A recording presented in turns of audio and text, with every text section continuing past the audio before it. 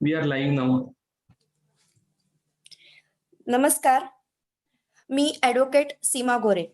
भारत विकास परिषद शिवाजीनगर शाखा यांच्यातर्फे आयोजित करण्यात येणाऱ्या स्वामी विवेकानंद व्याख्यानमालेतर्फे मी आपणा सर्वांचे मनापासून स्वागत करते. या व्याख्यानमालेत अनेक सामाजिक, राजकीय, आर्थिक, सांस्कृतिक, आरोग्यविषयक तसेच इतर सगळ्या ज्या चालू घडामोडी आहेत त्याबद्दलचे विविध विषय घेऊन व्याख्याने आयोजित केली जातात. थोडक्यात काय तर रंगीबेरंगी सुगंधी अशा विचारांचं आणि सुगंधाची सांगड घालून ही व्याख्यानमालेचे पुष्पगंध आपण सगळ्यांना देत असतो. तर ह्या व्याख्यानमालेच्या या पर्वाची सुरुवात करताना मी नितीनजी आपटे यांना विनंती करते की त्यांनी वंदे मातरमने या पर्वाची सुरुवात करावी.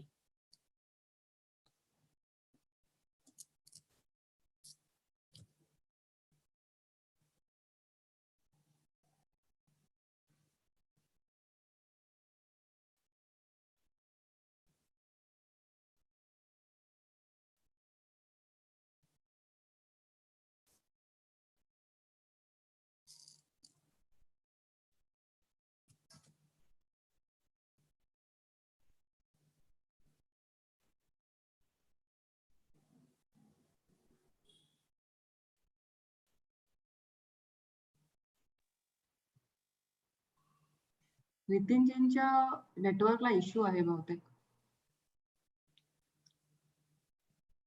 काय करूया?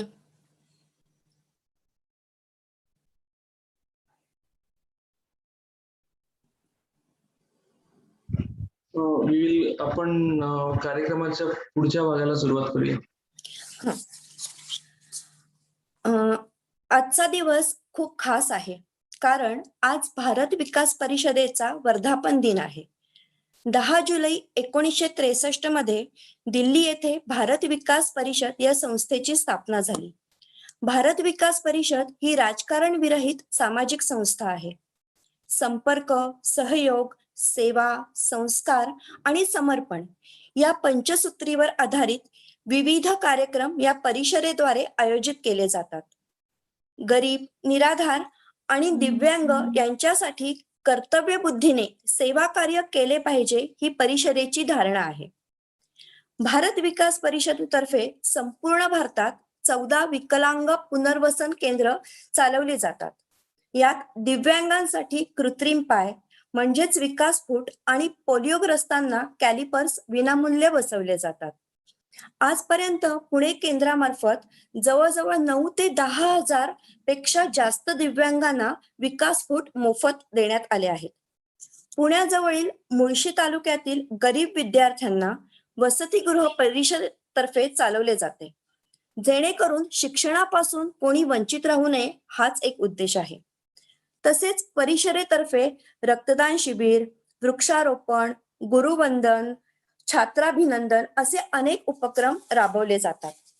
सामाजिक कार्याबरोबरच समाज प्रबोधन, वैचारिक देवाणघेवाण, त्याची आदानप्रदान याकडे ही परिषद आवर्जून लक्ष देते आणि यासाठीच या व्याख्यानमालेचं आयोजन केलेलं आहे. आजचा आपला विषय आहे कोविड आणि मानसिक आरोग्य. सर्व जग 2 वर्षे कोविड सारख्या भयानक संकटातून जात आहे. सुरुवातीला गंभीर न वाटणारी ही समस्या आपली इतकी डोकेदुखी होऊ शकेल यावर कोणाचा विश्वासच बसू शकत नाहीये.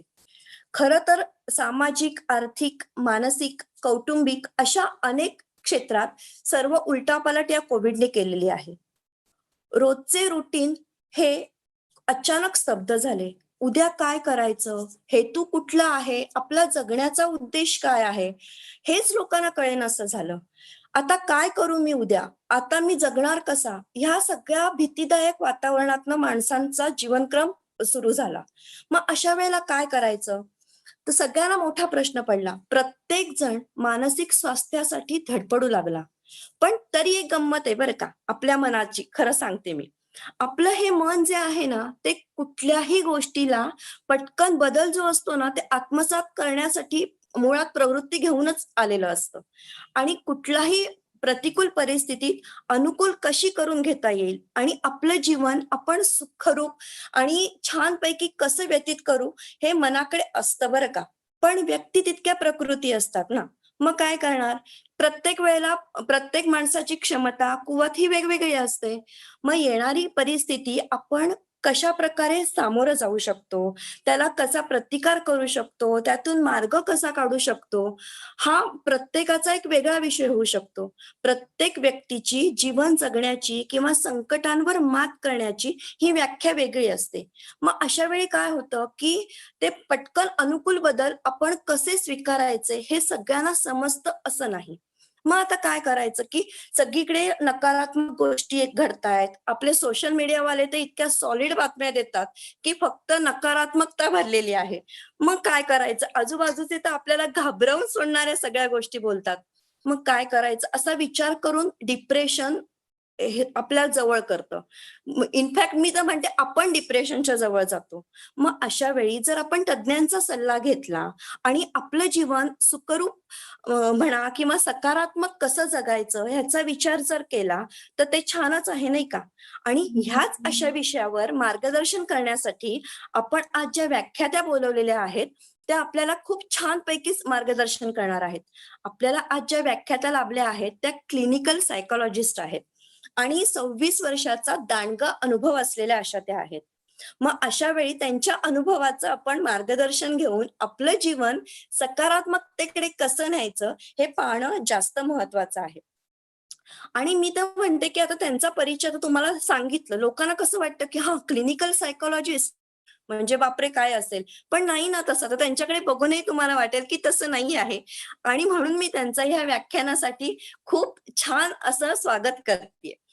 डॉक्टरांचा परिचय द्यायचा म्हटला तर डॉक्टर मृदुला आपटे ह्या क्लिनिकल सायकॉलॉजिस्ट आहेत. गेल्या 26 वर्षापासून त्या क्लिनिकल प्रॅक्टिस आणि प्रशिक्षण यात कार्यरत आहेत. She has completed MPhil in Medical and Social Psychology from Niemans, Bangalore and PhD from Pune University. समाजातील लोकांना मानसिक आरोग्याबद्दल जागरूक आणि संवेदनशील बनवण्याच्या दृष्टिकोनातून डॉक्टर मृदुला यांनी 4 वर्षापूर्वी कर्वेनगर येथे विदुला सायकोलॉजी कन्सल्टन्सी नावाचं केंद्र सुरू केलं. या केंद्रातर्फे समुपदेशन तसेच मानसिकरित्या काय चाचण्या कराव्यात किंवा आपण त्यातून काय मार्ग करावा या संदर्भात त्या मार्गदर्शन करत असतात. तसेच डॉक्टर मृदुला या नवोदित मानसशास्त्रज्ञांना प्रशिक्षण करतात की जेणेकरून त्यांची प्रॅक्टिस किंवा समाजासाठी त्यांच्या ज्ञानाचा कसा उपयोग होईल या दृष्टिकोनातूनही सामाजिक बांधिलकी म्हणून प्रयत्नरत असतात. डॉक्टर मृदुला या पुण्याच्या दीनानाथ मंगेशकर हॉस्पिटलमध्ये सल्लागार म्हणून कार्यरत आहेत. तसेच त्यांनी विमन्स, फोर्टिस, मॅक्स, अपोलो इत्यादी अनेक हॉस्पिटल्समध्ये काम केले आहे.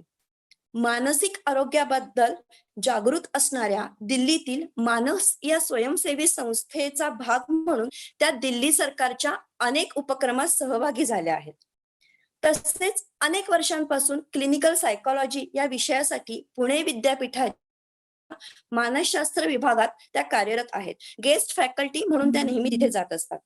अशा बहुआयामी आणि समाजसेवेची आवड असणाऱ्या आपल्या डॉक्टर मृदुला यांना मी विनंती करते की त्यांनी व्याख्यानाला सुरुवात करावी.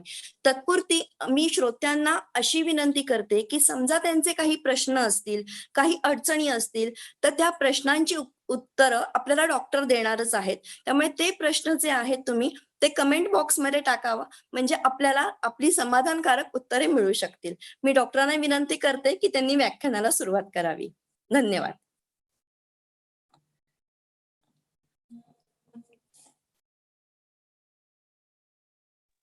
थँक्यू सो मच सीमाताई.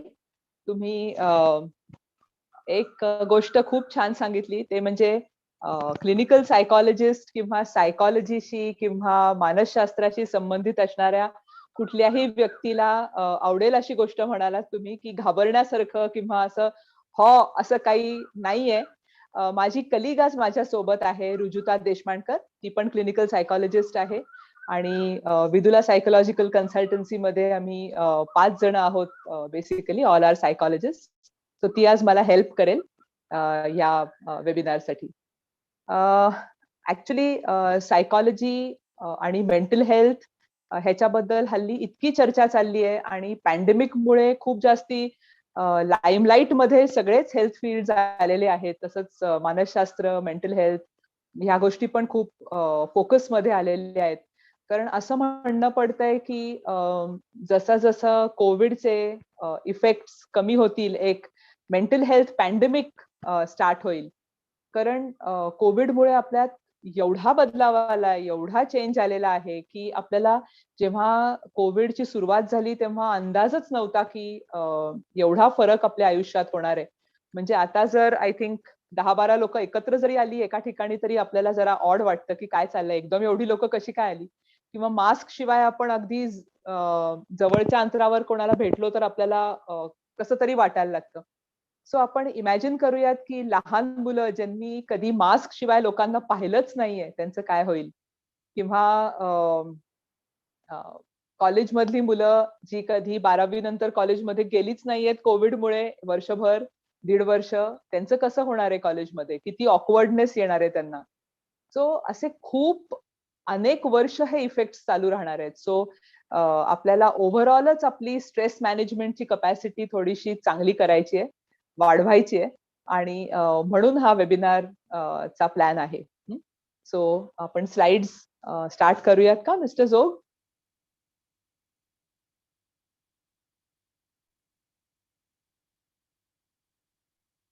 राईट, नेक्स्ट स्लाइड सुरू करूयात.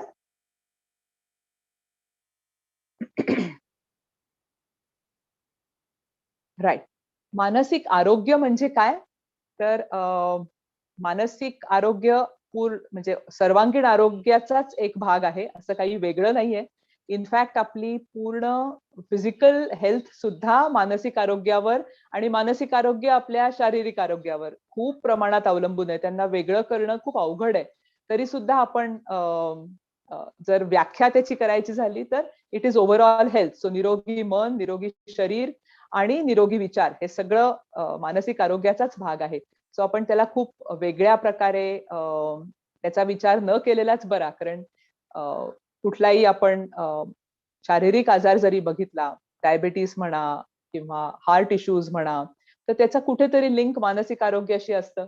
तसंच एखादं आपले खूप टेन्शन आलं आपल्याला, किंवा एखाद्या गोष्टीचा आपण खूप जास्ती विचार करत असलो तर आपला असलेला मायग्रेन वाढतो, किंवा डायजेस्टिव्ह प्रॉब्लेम्स सुरू होतात, किंवा झोप लागत नाही.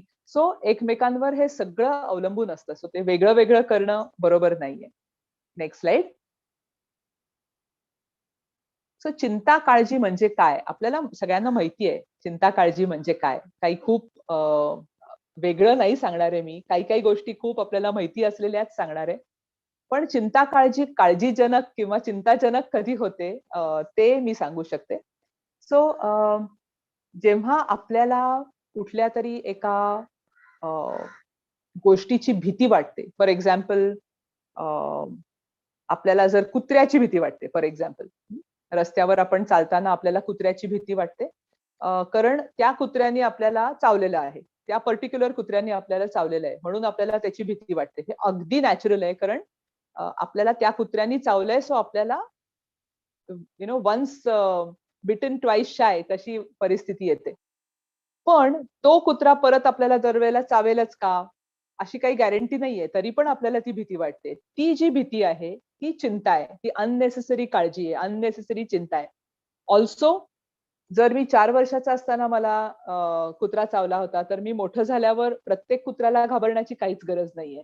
सो ही अननेसेसरी काळजी आहे. सो ज्या काळजीमध्ये, ज्या चिंतेमध्ये खूप काही अर्थ नाहीये, किंवा तसं काही होण्याची पॉसिबिलिटी नाहीये, काही एव्हिडन्स नाहीये, काही पुरावा नाहीये की त्या पर्टिक्युलर भीतीने ऍक्च्युली आपल्याला काहीतरी होणार आहे, अशी जी काळजी आहे, ज्याला आपण म्हणतो ऑब्जेक्टिव्ह काही रिझनिंग नाहीये, ती काळजी किंवा ती चिंता, त्याला आपण अँझायटी म्हणूयात, फिअर म्हणूयात, ती प्रॉब्लेमॅटिक होते. आणि अशा अनेक काळजांसोबत आपण सतत जगत असतो. आता ही जी कोविडची काळजी आहे ही खूप रिअल काळजी आहे, आणि त्याच्यामुळे कोविडमध्ये जी होणारी अननेसेसरी अँझायटी आहे किंवा अननेसेसरी काळजी आहे, ही वेगळी करणं, सेपरेट आउट करणं फार अवघड आहे. कारण हात खूप वेळेला धुवायचे का, तर हो, इट इज इम्पॉर्टंट. किंवा घरातच राहायला पाहिजे का? हो, तेही बरोबर आहे. मास्कच घालायला पाहिजे का? हो, तेही बरोबर आहे. लोकांसोबत किंवा बाहेर नाही जायला पाहिजे का? तेही बरोबर आहे. हे सगळं बरोबर आहे. आणि त्याची किती लिमिट आहे किंवा त्याची काय बाउंड्री आहे, ज्याच्या पलीकडे ओके आहे, हे कोणालाच माहित नाहीये. सो कारण हा आजारच अजून आपल्याला कोणाला नीट कळलेला नाहीये. तरी थोडा थोडा आता आपल्या हातात आलाय. थोडा थोडा बऱ्याच लोकांना होऊनही गेलाय. सो आपल्याला आता त्याच्यातली भयानकता जाणवते, पण मॅनेजेबल आहे असं पण थोडं फिलिंग येतं.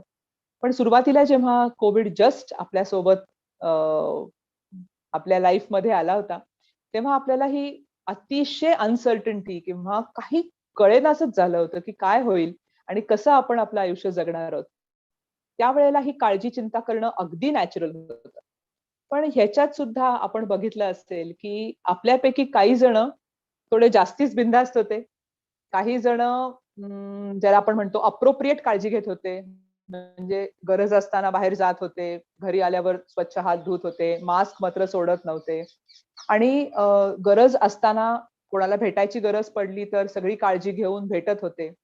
आणि अजून एक तिसरी कॅटेगरी होती जो दुसरा एक्स्ट्रीम होता. म्हणजे एक बिनधास्त लोकांचा एक्स्ट्रीम असतो आणि एक अतिशय ओव्हर काळजी, ओव्हर चिंता करणाऱ्या लोकांचा एक्स्ट्रीम असतो. ज्यांना कधी-कधी काही कोमॉर्बिडिटी असेल किंवा काही प्रॉब्लेम्स असतील, त्यांचं जास्ती काळजी करणं स्वाभाविक आहे. पण काही-काही लोकांना काहीही कोमॉर्बिडिटी नसताना सुद्धा, एवढी रिस्क नसताना सुद्धा काही लोकं खूप जास्ती चिंता करायला लागले. अजिबात बाहेर न जाणं, प्रत्येक गोष्ट सतत सॅनिटाईज करणं, मग त्याच्यामुळे त्यांच्या स्किनला प्रॉब्लेम्स होणं, इथपर्यंत ते एक्स्ट्रीम लेव्हलला त्यांची अँक्झायटी गेली. सो चिंता आणि काळजी हे या ज्या गोष्टी आहेत, या अशा प्रकारे आपल्याला ओळखायच्या आहेत, की कुठली चिंता वरीसम आहे, कुठली चिंता आपण वेळीच त्याला आळा घातला पाहिजे. तर ह्याच्यामध्ये हे लक्षात ठेवायचं, की ऑब्जेक्टिव्ह फिअर आहे का? खरा थ्रेट आहे का? तो कितपत आहे आणि आपल्याला किती प्रमाणात भीती वाटतेय. ह्या जर गोष्टी आपण आयडेंटिफाय करू शकलो, तर आपल्याला कळेल, की हे जास्त होतंय किंवा ह्याची गरज नाहीये. ओके. सो एक छोटीशी ह्याच संदर्भात एक छोटीशी ऍक्टिव्हिटी प्लॅन केली होती, पण आपण लाईव्ह आहोत त्याच्यामुळे ती ऍक्टिव्हिटी काही आपल्याला करता येणार नाहीये. फक्त एक माइंडफुल रिफ्लेक्शन नावाची ऍक्टिव्हिटी होती. ती तुम्हाला रुजुता एक्सप्लेन करणार आहे. Rujuta, would you like to explain? Yes. पुढची स्लाइड आपण करू शकतो का? Right. So I hope I am very audible to everyone. So ही जी ऍक्टिव्हिटी तुम्हाला दिसते आहे, तर ती 3 गोष्टींवरती आधारित आहे. एक म्हणजे रोज, जसं तुम्हाला वाचता येत असेल, दुसरं थॉर्न म्हणजे काटे आणि तिसरं म्हणजे बर्ड, कळी. सो जर तुम्ही एक-एक करत वाचत गेलात, तर माइंडफुलनेस म्हणजे काय, की एखाद्या गोष्टीबद्दल आपण किती जास्त जागरूक आहोत आणि त्या गोष्टीचं आपण किती जास्त लक्षपूर्वक त्या गोष्टीमध्येच आपण इन्व्हॉल्व्ड आहोत. बऱ्याचदा आपण काहीतरी एखादं काम करत असतो आणि आपलं लक्ष कुठेतरी भरकटलेलं असतं. आपण करत असतो काहीतरी एक काम, पण आपलं लक्ष वाहत-वाहत दुसरीकडेच जातं. तर ते माइंडफुलनेस नाहीये. एखादी गोष्ट करताना त्याच गोष्टीवरती पूर्ण लक्ष आणि मन ठेवणं म्हणजे माइंडफुलनेस. तो आता आपण माइंडफुलनेस रिफ्लेक्शन बद्दल शिकणार आहोत किंवा ही ॲक्टिव्हिटी आपण समजून घेणार आहोत. सो जे पहिले आहे त्याचं नाव आहे रोज म्हणजे फुलं किंवा आता गुलाब. तर आपल्याला या ॲक्टिव्हिटीमध्ये असं बघायचं आहे, की आपल्या आयुष्याचे बरेचसे भाग आहेत. पहिला भाग आहे रोज. म्हणजे त्याच्यामध्ये आपले सक्सेसेस आहेत. आपल्या आयुष्यात काहीतरी चांगल्या घटना झाल्या असतील, चांगल्या आठवणी आहेत. तर त्या सगळ्या आपल्याला या गोष्टी थोड्याशा आठवून बघायच्या आहेत. आजच्या दिवसातले काय-काय हायलाइट्स आहेत, काय-काय चांगल्या गोष्टी झाल्यात आपल्यासोबत आणि कुठल्या गोष्टींमुळे आपल्या मनाला थोडासा तजेला आलाय, तो आपल्याला शोधून काढायचा आहे. त्याची आपण एक जर लिस्ट केलीत, जे ऑडियन्स आहेत त्यांनी, तर तिथे तुम्ही लिस्ट करू शकता आणि त्याच्यामध्ये खाली प्रश्न आहेत, की आज दिवसामध्ये काय छान घडलं? आजच्या दिवसामध्ये अशी हायलाइटेड कुठली गोष्ट होती? अ, आज सक्सेसफुल कसे झाले आहात? कुठल्या गोष्टीमध्ये सक्सेस मिळाला? आणि कुठली गोष्टमध्ये तुम्हाला स्वतःबद्दल खूप जास्त प्राउड वाटलं? स्वतःबद्दल गर्व कधी वाटला? पुढचं जे दुसरा अ, जो सेक्शन आहे तो आहे थॉर्न्स म्हणजे काटे. तर आपल्या सगळ्यांच्या आयुष्यामध्ये उतार-चढाव आहेतच. गुलाब जसे आपण सक्सेसबद्दल बोलतो आहोत, तसे काटे आपण थोडेसे जे आपल्याला डाउन्स येतात आयुष्यात त्याच्याबद्दल बोलत आहोत. सो आपल्या आयुष्यामध्ये बरीच आव्हानं येतात. सध्याच्या काळात वेगवेगळी आव्हानं आहेत. फॅमिली बरोबर आहे, घरच्यांच्या सोबत कम्युनिकेशन करताना आहे, आणि त्याच्या बरोबरीने जो जॉबचा टायमिंग शिफ्ट झाला आहे किंवा खूप जास्त वेळ काम आहेत, वेगवेगळ्या लेव्हल्सला कामं आहेत ऑफिसची, त्याच्याबद्दल आहे. आणि हे असे सगळे आव्हानं आपण पेलायचा प्रयत्न करतोय. तर इथे आपल्याला असं लिहायचंय, की आपल्या आयुष्यामध्ये आज स्ट्रेसफुल काय होतं? किंवा गेला आठवडाभर कुठला जास्त स्ट्रेसफुल इव्हेंट आपल्या आयुष्यात खूप जास्त वेळ राहिलेला आहे. मग कदाचित ऑफिसचं काम असेल किंवा ओव्हरलोड आहे असाइनमेंटचं ते आहे. एखादं कॉलेजमध्ये काहीतरी सबमिट करायचं राहिलंय आणि ते नकोसं वाटतंय. ते सगळं आपण लिहू शकतो. आणि या गोष्टी पूर्ण करण्यामागे आपल्याला कुठली आव्हानं येतायत, कुठल्या डिफिकल्टीज आपण फेस करतोय, ते आपल्याला इथे आयडेंटिफाय करायचंय. फॉर एक्झाम्पल एखादं ऑफिसमध्ये डेडलाईन आहे आणि ती पूर्ण करताना आपण ते खूप प्रोक्रॅस्टिनेट करतोय. प्रोक्रॅस्टिनेट म्हणजे पुढे-पुढे ढकलतोय. तर ही डिफिकल्टी असू शकते. आपलं काम पूर्ण होत नाहीये कारण आपण ते पुढे ढकलतोय. आपण ते वेळच्या वेळी संपवून मोकळे होत नाही आहोत. तर तो आपल्या त्या आयुष्यातला, त्या इव्हेंटमधला काटा असू शकतो.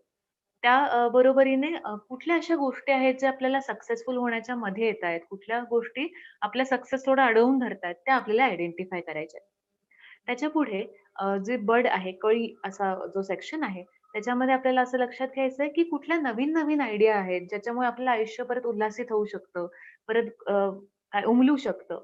त्या आपल्याला थोड्याशा आयडेंटिफाय करायच्या आहेत. जसं आपण एखादं शेड्यूल फॉर्म केलं, आपण एखादा डेडलाईन स्वतःच्याच स्वतःला दिल्या, ऑफिसबद्दल असेल किंवा आपण स्वतःच्या कामांचं जरा शेड्यूल बनवलं दिवसभराच्या, तर आपल्या या नवीन आयडियाजमुळे स्वतःबद्दल जास्त कळेल. कुठल्या गोष्टींमध्ये आपल्याला कसं मॅनेज करायचंय ते जास्त नीट कळू शकतं. त्याचबरोबरीने कुठल्या अशा गोष्टी आहेत ज्या आपल्याला प्रेरणा देत आहेत, कुठल्या गोष्टींमुळे आपल्याला आयुष्याकडे बघायची नवीन उमेद मिळतेय, त्या शोधून काढायच्या आहेत. त्या सोबतीने आपल्याला कुठल्या अशा नवीन गोष्टी आहेत, नवीन उमेदी आहेत, ज्या आपल्याला नवीन काहीतरी शिकायला आणि आपल्या वाढीसाठी, आपल्या नवीन काहीतरी सक्सेससाठी आपल्याला प्रवृत्त करत आहेत, त्या गोष्टी आपल्याला शोधून काढायच्या आहेत. मग ते तुमची फॅमिली मेंबर असेल, जे सतत तुम्हाला मोटिव्हेशन देत आहेत किंवा सतत तुम्हाला सांगतात, की "हे करून बघ, ते करून बघ, जॉब चेंज करून बघ किंवा ही ॲक्टिव्हिटी अशा पद्धतीने करून बघ." हे सगळं आपण जर थोडंसं आयडेंटिफाय केलं आणि या सगळ्यामध्ये आपण जरा ते लिहून काढलं, तर आपल्याला आपल्या आयुष्यातले काटे, फुलं आणि नवीन उमलणाऱ्या कळ्या असं कळायला सोपं पडेल आणि आपल्या आत्ता सध्या जे फक्त लक्ष स्ट्रेसवर जातंय, ते थोडंसं डिफोकस होऊन आपल्या आयुष्यातल्या चांगल्या घटनांकडे आणि काही चॅलेंजेस आहेत, जी इंटर्नल असू शकतात, अंतर्मनाशी रिलेटेड काही गोष्टी असू शकतात, त्या आपल्याला कळायला सोपं जाईल. अ, कोणाला काही डाउट्स असतील या ॲक्टिव्हिटीबद्दल तर तुम्ही कमेंट सेक्शनमध्ये लिहू शकता. Ma'am, over to you. Right. Thank you so much Rujuta. Next slide please. Right. So चिंता आणि काळजी आपल्याला खूप जास्ती वाटतेय हे आपल्याला कसं कळतं? आता चिंता आणि काळजी जसं मी म्हटलं, की आपल्याला सगळ्यांनाच वाटते. सगळ्यांनाच कुठे ना कुठेतरी टेन्शन येतं आणि थोडंसं टेन्शन गरजेचं पण असतं. नाहीतर कुठलंही काम करण्यासाठी आपल्याला एक जे लिमिटेड जे गरजेची एनर्जी असते ती मिळत नाही. सो आपल्याला थोडीशी चिंता, थोडीशी काळजी, थोडंसं टेन्शन आवश्यक आहे. पण गरजेपेक्षा जास्त हे जर झालं, तर आपल्याला आपली जी रेग्युलर कामं असतात, ॲक्टिव्हिटीज असतात, त्या आपण खूप प्रॉपरली, कंप्लीट पोटेन्शियलनी करू शकत नाही.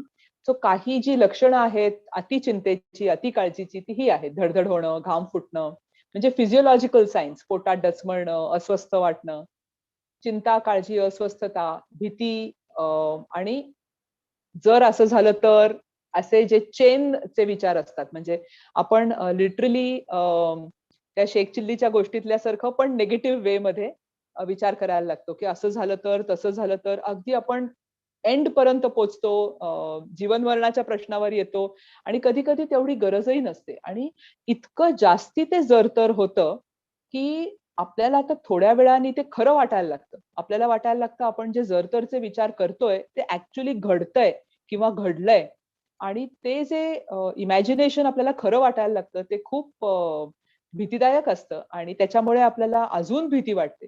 आणि असंही आपल्याला वाटतं की जर आपण असा विचार केला नाही, जर आपण विचार करणं सोडून दिलं किंवा आपण रिलॅक्स झालो आणि मग हे झालं तर जसं काही आपण रिलॅक्स झाल्यावर ते होणार आहे. म्हणजे त्याचा काही संबंध नाहीये. लॉजिकली जर आपण बघितलं तर कुठलाही विचार करून काही घडतं असं अजून तरी काही प्रूफ नाहीये. सो कुठल्या तरी विचारामुळे काहीतरी होईल किंवा आपण रिलॅक्स झालो तर खरंच काहीतरी होईल म्हणून आपण सतत विचार करत राहायला पाहिजे, काहीतरी ऍक्शन घ्यायला पाहिजे, असा अलर्टनेसची सतत गरज नसते. म्हणजे जेव्हा जेव्हा आपल्याला टेन्शन होतं, स्ट्रेस होते, तेव्हा तेव्हा अलर्टनेसची गरज असते. पण जर त्या स्ट्रेसला ऍक्च्युअल काही समोर तुमची ऍक्च्युअल भीती असली, भीतीचं कारण असलं तर त्याची गरज असते, नाहीतर त्याची गरज नसते. मग आपण रिलॅक्स मोड मध्येच राहिलेलं बरं असतं, नाहीतर तो चुकीचा अलार्म लावल्यासारखं किंवा मिसफायर झाल्यासारखं होतं. Next slide. सो ताण किंवा स्ट्रेस कधी यायला लागतो?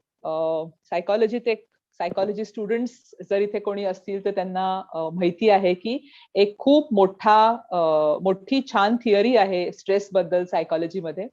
त्या थिअरीचं नाव आहे जनरल अडॅप्टेशन सिंड्रोम. त्याचा अर्थ की आपलं पूर्ण शरीर आणि मन कुठल्याही स्ट्रेसचा सामना करायला रेडी होतं. मेंटल स्ट्रेस असू देत, फिजिकल स्ट्रेस असू देत, आपल्याला तेवढी क्षमता असते. जसं सीमाताई सुरुवातीला म्हणल्या की आपल्या सगळ्यांमध्ये ती क्षमता असते की आपण ताण आणि स्ट्रेस ह्याच्याशी छानपैकी सामना करू शकू. पण प्रत्येकाची क्षमता, प्रत्येकाच्या कोपिंग स्टाईल्स या वेगळ्या वेगळ्या असतात. कोणाच्या ती क्षमता कमी असते कुठल्याही कारणामुळे. फॉर एक्झाम्पल, जर माझी पूर्ण झोप झालेली नाहीये तर माझ्यात ती क्षमता कमी झालेली असेल, मग काही झालं तरी मला चिडचिड होऊ शकेल. किंवा मला 2, 4, 5 वेळेला कंटिन्युअस स्ट्रेस गेल्या काही दिवसात अनुभवायला मिळालेला आहे, मोठा स्ट्रेस, काहीतरी मोठी कारणं झाली आहेत. तर 6व्यांदा जेव्हा असं होतं तेव्हा मी ब्रेकडाऊन होते की आता नाही, आता शक्य नाहीये. सो माझी कितीही सुंदर कपॅसिटी असली स्ट्रेस मॅनेजमेंटची तरी त्याची एक लिमिट आहे. तर ती एक लाईव्ह वायर सारखं जर कंटिन्युअसली स्ट्रेस माझ्या आयुष्यात आला तर मी बर्नआउट होणार.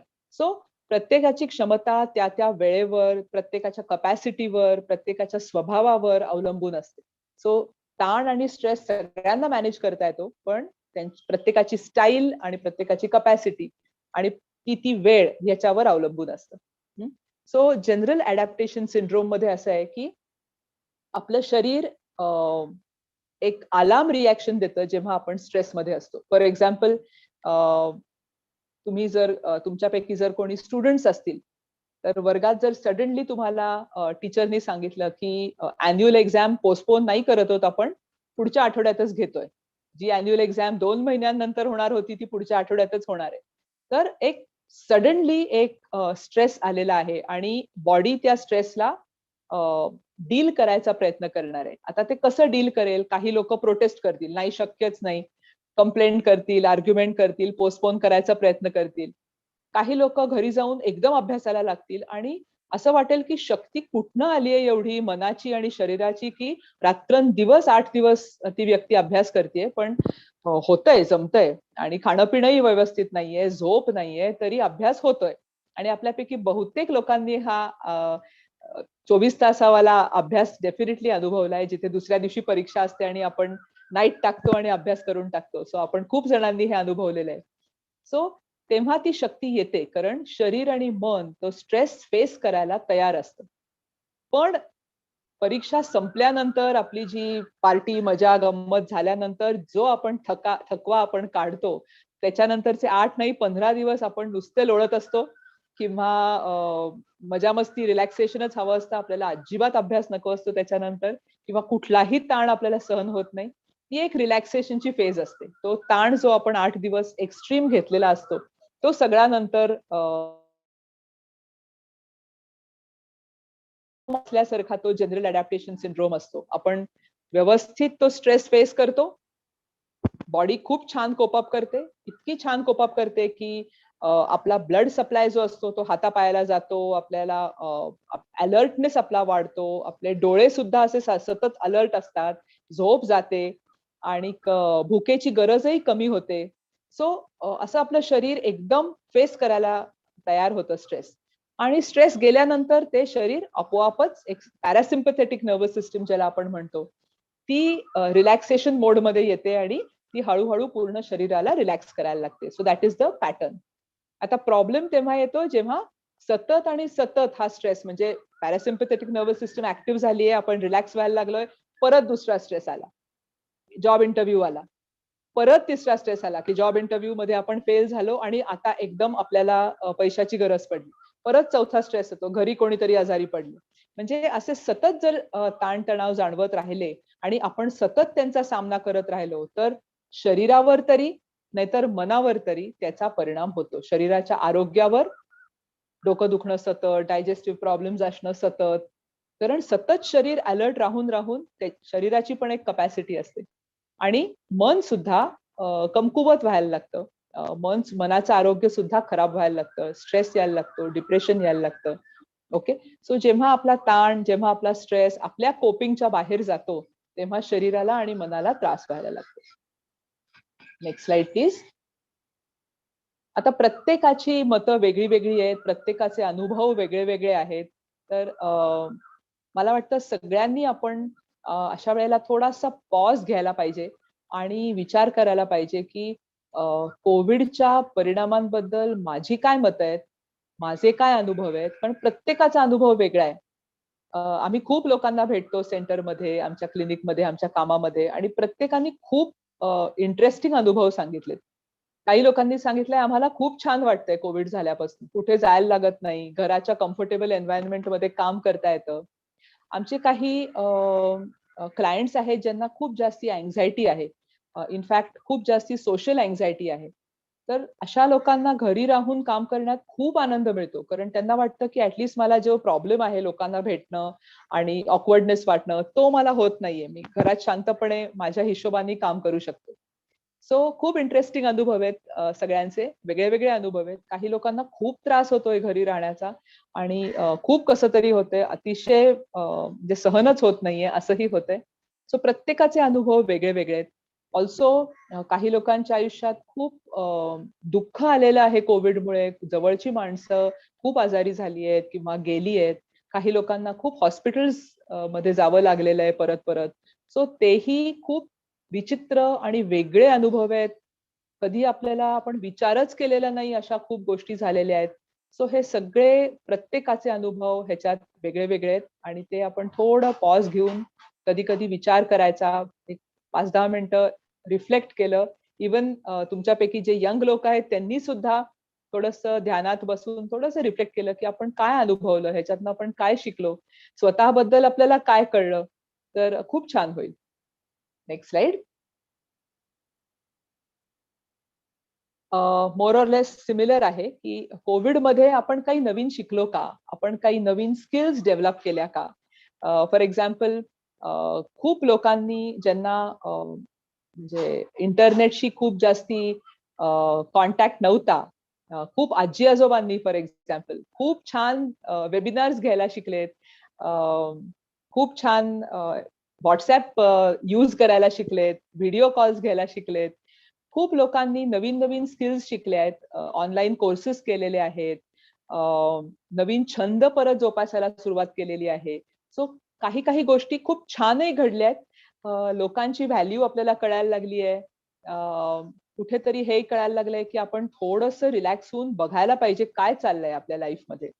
काही लोकांनी इंट्रोस्पेक्शन खूप सुरू केलंय, स्वतःबद्दलचा विचार सुरू केलाय. आमच्याकडे अशी लोक येतात ज्यांनी रिलेशनशिप्स बद्दल विचार करायला सुरुवात केलाय, त्यांच्या मॅरिड लाईफ मध्ये जे त्यांना प्रॉब्लेम्स येत आहेत आणि खूप दिवसापासून त्यांनी जस्ट एक ढकलणं चाललंय पुढे रिलेशनशिप मध्ये, कामामुळे म्हणा किंवा कधी वेळच मिळत नाहीये, त्याच्याकडे लक्षच दिलं नाहीये. आता एकदम त्या गोष्टींकडे लक्ष द्यावं असं वाटतंय आणि त्या गोष्टींना आता सॉल्व्ह करावं असं वाटतंय, असंही काही लोकांचे अनुभव आहेत. सो काही काही गोष्टी आपण आपल्या गेल्या आहेत. आता फॉर एक्झाम्पल सोशल स्किल्स आपल्या थोड्या कमी झाल्यासारख्या झाल्या आहेत आणि काही काही गोष्टी आपण डेव्हलप केल्या आहेत. आपण खूप स्वतःच्या आत इंट्रोस्पेक्शन करायला शिकलोय आणि स्वतःकडे वेगळ्या दृष्टिकोनातनं बघायला शिकलोय, हे नक्की. नेक्स्ट. आता ही वैयक्तिक पातळीवरची आलेली आव्हानं आहेत. ही सगळ्यांनाच आव्हानं आली असतील असं नाही, पण आपल्यापैकी काही जणांना ही आव्हानं नक्की आली आहेत. कधी ना कधीतरी आपल्याला खूप लो मूड झालेला आहे, उमेदच राहिलेली नाहीये असं फिलिंग आलेलं आहे. कधी कधी आपल्या ह्या सगळ्या, आता कुठे जायचंच नाहीये, रेडी व्हायचं नाहीये, जेवण कधीही जेवलं तरी चालेल, कधीही झोपलं तरी चालणार आहे, कारण ऑफिसला जायचं नाहीये, ट्रॅव्हलिंग नाहीये. त्याच्यामुळे आपल्या वेळा सगळ्या गडबडल्या आहेत. काही काही लोकांना आयुष्य अर्थहीन झाल्याची भावना पण आलेली आहे. म्हणजे काय मिनिंगच नाहीये, नाहीतरी काय, कोणाला भेटायचंच नाहीये, फक्त काम करायचं, खायचं, प्यायचं, झोपायचं, याला काय अर्थ आहे, असंही काही लोकांना वाटलंय. अटेन्शन कॉन्सन्ट्रेशन प्रॉब्लेम्स बऱ्याच लोकांनी, एस्पेशली स्टुडंट्सनी, लहान मुलांनी आणि कॉलेजमधल्या मुलांनी खूप रिपोर्ट करतात हे, की नाही बसता येते एका जागी आणि काही अर्थच वाटत नाही अभ्यास करण्यात, नको वाटतंय. काही काही लहान मुलं असंही म्हणतात, की आता आम्हाला शाळेत जायचंच नाहीये परत. खूप मजा येतेय घरात आणि त्याच्यामुळे ते एक वेगळंच त्यांचं वेगळंच जग निर्माण झालेलं आहे. जुन्या व्याधींच्या त्रासाने झालेली वाढ, म्हणजे हे पण आता खूप प्रॉब्लेम्स झालेत, की बऱ्याच लोकांना ऍक्टिव्हिटीज कमी झाल्यामुळे त्यांचे प्रॉब्लेम्स वाढलेले आहेत. डॉक्टर्सकडे जाता आलेलं नाहीये म्हणून प्रॉब्लेम्स वाढलेले आहेत. आणि एस्पेशली जे लोक गावांमध्ये राहतात, दूर दूर राहतात, त्यांना काही व्हेकल्स मिळालेली नाहीयेत. खूप जास्ती जेव्हा स्ट्रिक्ट लॉकडाऊन होता तेव्हा, त्याच्यामुळे खूप प्रमाणात वैयक्तिक पातळीवर झालेले प्रॉब्लेम्स आहेत. नेक्स्ट, एक युनिव्हर्सल प्रॉब्लेम्स पण झालेले आहेत. अनसर्टन्टी ज्याला आपण म्हणतो, अनिश्चितता, सगळ्या गोष्टींबद्दलची अनिश्चितता. आपण खूप प्लॅनिंग मध्ये जगतो, म्हणजे आपलं अख्खं लाईफच आपण सतत प्लॅन करत असतो. आधी हे करणार, मग हे करणार. इवन जॉब झाल्यानंतर आपण रिटायरमेंटचं प्लॅनिंग करतो आणि मग प्रॉब्लेम्स येतील अशी अपेक्षा करून मेडिकलचं प्लॅनिंग करतो. सगळं बरोबर आहे, पण एक त्या सगळ्या प्लॅनिंगला तडा जाईल इतकी अनिश्चितता या कोविडनी आपल्या मनात तयार केली आहे. आणि आपलं जे आतापर्यंतचं कोपिंग कसं होतं, आतापर्यंत आपण स्ट्रेसचा सामना कसा करायचो, की प्लॅनिंग करायचं, प्रॉब्लेम सॉल्व्हिंग करायचं, हा प्रॉब्लेम आलाय ना, मग त्याचं असं निरसन करायचं. असं आपण एक आपला that was the way we cope. पण आता मात्र काय झालंय, की हे वेगळंच आव्हान आहे. आपल्याला कळतच नाहीये, की हे प्लॅनिंग चालणार नाहीये, प्रॉब्लेम सॉल्व्हिंग चालणार नाहीये, मग करायचं काय? ओके, सो पूर्वीचे आपले आई बाबा म्हणायचे तसं, जशी परिस्थिती येईल तसं आपल्याला कोप अप करायचंय. ओके, सो खूप जास्ती दरवेळेला प्लॅनिंगचा उपयोग होईलच असं नाही. सोशल मीडियामुळे वाढणारी भीती, आपण किती लिमिट करायचं, कारण आता इंटरनेट इज द थिंग, म्हणजे आपल्या दॅट इज आवर फ्रेंड असं झालंय. सो त्याच्यामुळे वाढणारी भीती आणि ती कशी कंट्रोल करायची, नवीन प्रॉब्लेमशी सामना करण्याची नवीन पद्धतींची गरज आपल्याला डेव्हलप करायची आहे, ते मी सांगितलं. आणि जे मार्जिनलाइज्ड पॉप्युलेशन्स आहेत त्यांना सगळ्यात जास्त त्रास होतोय. जे मायग्रंट पॉप्युलेशन्स आहेत, जे दुसऱ्या स्टेट्स मधनं, दुसऱ्या शहरांमधनं, छोट्या गावांमधनं, पुण्या मुंबई सारख्या शहरात कामं करायला आलेली आहेत आणि आता त्यांना परत जावं लागतंय. आपण सगळ्यांनी पाहिलंय, बस मध्ये मध्ये बसेस उभ्या आहेत आणि मोठ्या मोठ्या रांगा आहेत आणि ते कसे गाड्या भरून भरून परत गावाकडे चाललेले आहेत. मग गावाकडचे लोक त्यांना ऍक्सेप्ट करत नाहीयेत. खूप त्यांना प्रचंड त्रास झालेला आहे. म्हणजे आय थिंक इतकी अनिश्चितता कदाचित कुठल्याच वर्गाने फेस केली नसेल जितकी मायग्रंट पॉप्युलेशननी फेस केलेली आहे. सो त्यांच्याबद्दल आपल्याला वाटणारं दुःख आणि आपल्याला वाटणारा एक असह्य भावना, की आपल्याला काहीच करता येत नाहीये. अतिशय हेल्पलेस आपल्याला वाटलेलं आहे अनेक वेळेला. इव्हन आपल्या शेजारच्या कोणाला तरी कोविड झालाय आणि आपल्याला जाऊन भेटता येत नाहीये त्यांना, किंवा कोणीतरी आपल्या फॅमिलीतलं एक्सपायर झालेलं आहे आणि आपल्याला तिथे जाता आलेलं नाहीये. अतिशय हेल्पलेसनेसची जी फिलिंग्स आहेत ती आपण ह्या सिच्युएशन मध्ये अनुभवली आहेत. आणि ऍक्सेप्टन्स करण्या पलीकडे आपल्याकडे काहीच नव्हतं आणि तो ऍक्सेप्टन्स आपण किती चांगल्या पद्धतीने केलाय, त्या प्रमाणात आपण मेंटली हेल्दी राहिलोय ऍक्च्युली. Next slide. आता रिसर्च आहे ह्या गोष्टीवर, की कोणत्या वयोगटाला सर्वात जास्त त्रास होईल. आय एम शुअर की तुम्ही पण काहीतरी अंदाज बांधलेले असतील आणि मला ऍक्च्युली ऐकायला आवडेल की तुमचे अंदाज काय आहेत. So if anybody wants to tell me की कुठल्या वयोगटाला सर्वात जास्त त्रास झालेला असेल, लहान मुलं का टीनेजर मुलं, का एक 20 ते 35 वयोगटातले लोक, का 35च्या पुढची, का थोडी मिडल एज लोक, का सिनियर सिटीजन्स, का अजून ज्यांना आपण ऑक्टोजेनॅरियन्स म्हणतो, वयोवृद्ध लोक. कुठली लोक, तुम्हाला काय वाटतं की कुठल्या वयोगटाला सर्वात जास्ती मानसिक आरोग्याच्या बाबतीत, कुठल्या मेंटल हेल्थ रिझन्स साठी किंवा कुठल्या वयोगटाला जास्त त्रास झाला असेल असं वाटतं? आपले जे काही आन्सर्स असतील ते कमेंट सेक्शन मध्ये टाका, म्हणजे आम्ही त्यांना सांगू शकतो.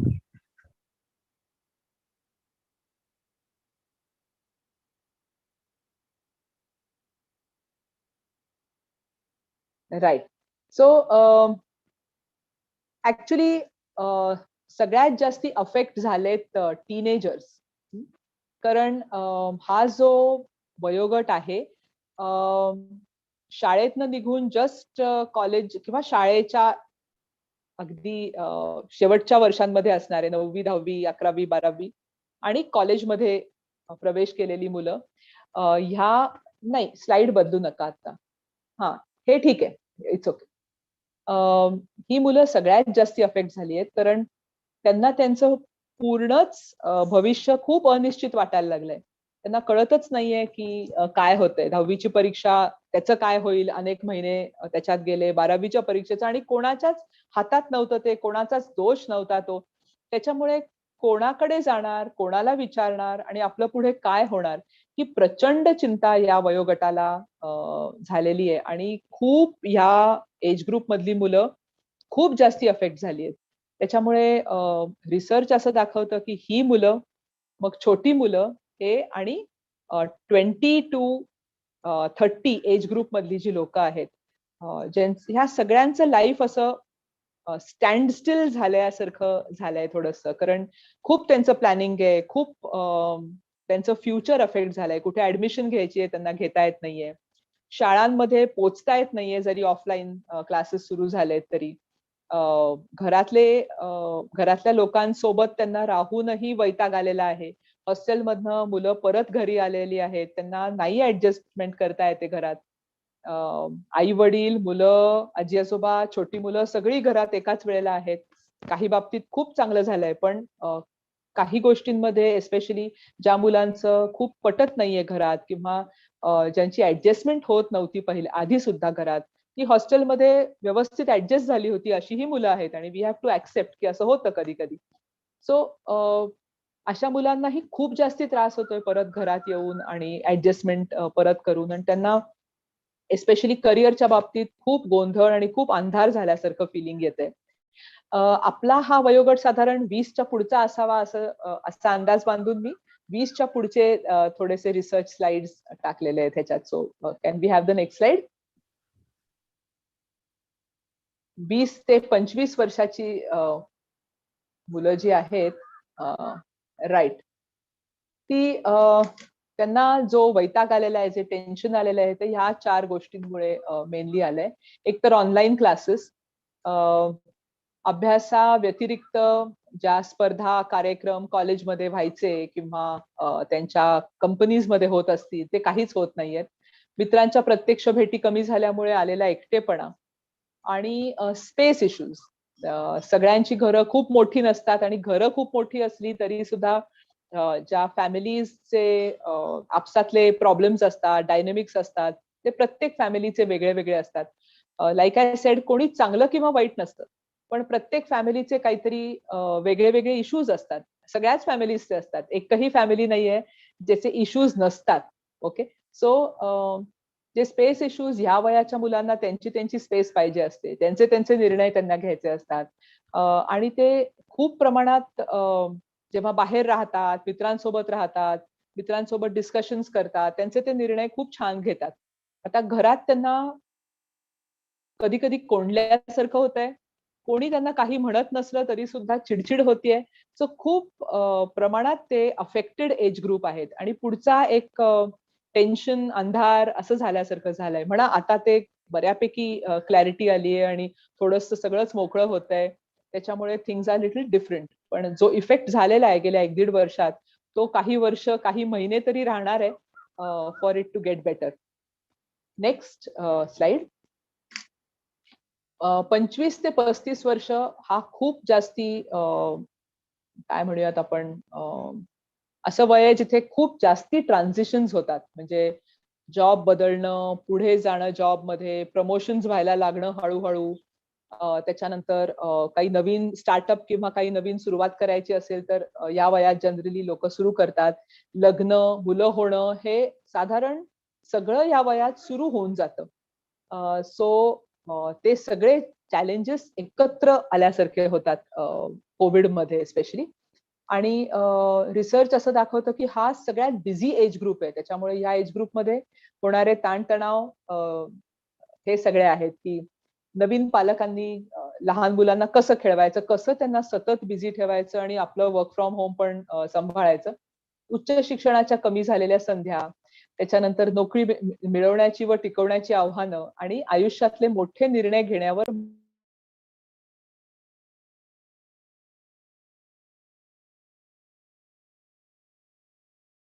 परदेश गमनाच्या संधी, वेगळे वेगळे करिअर संधी, ह्या सगळ्या गोष्टी थोड्याशा अफेक्ट झाल्या आहेत, थोड्याशा लांबणीवर गेल्या आहेत. त्याच्यामुळे होणारे स्ट्रेस किंवा अनिश्चितता, काय होणार आहे माहित नाही.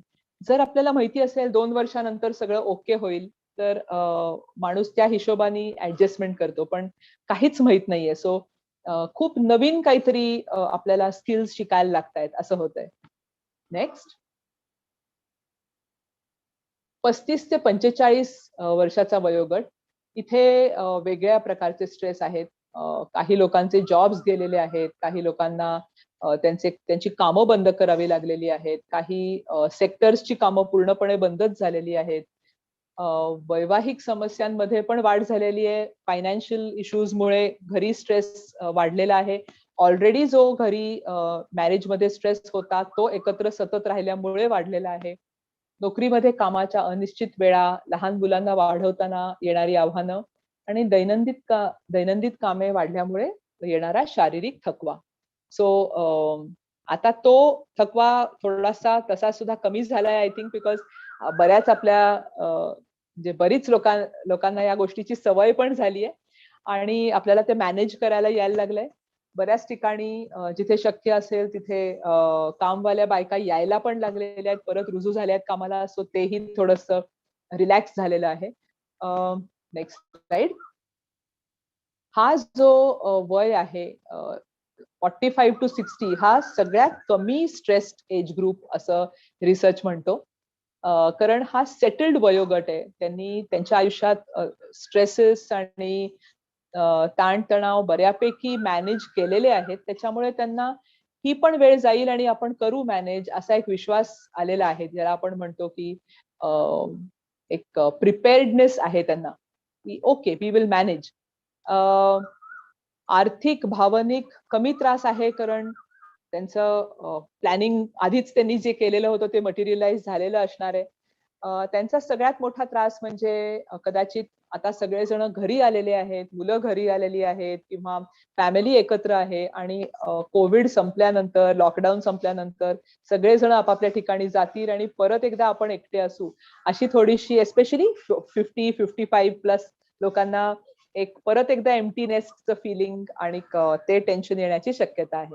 पण अदरवाईज हा एज ग्रुप त्यातल्या त्यात सगळ्यात जास्ती सेटल्ड एज ग्रुप आहे. त्यांचा जो वरचा एज ग्रुप आहे 65, 70, 80, तेही खूप वेल सेटल्ड एज ग्रुप आहे. त्यांच्यापैकी काही लोकांशी आम्ही आमच्या सेंटरच्या तर्फे बोललो होतो. तर त्यांनी तर आम्हाला सांगितलं होतं की आम्ही ह्याच्यापेक्षा खूप मोठी आव्हानं, खूप मोठे प्रॉब्लेम्स पाहिलेले आहेत. त्याच्यामुळे आम्ही वर्ल्ड वॉर सुद्धा पाहिलेला आहे. त्याच्यामुळे आम्हाला हे एवढं मोठं आव्हान वाटत नाही.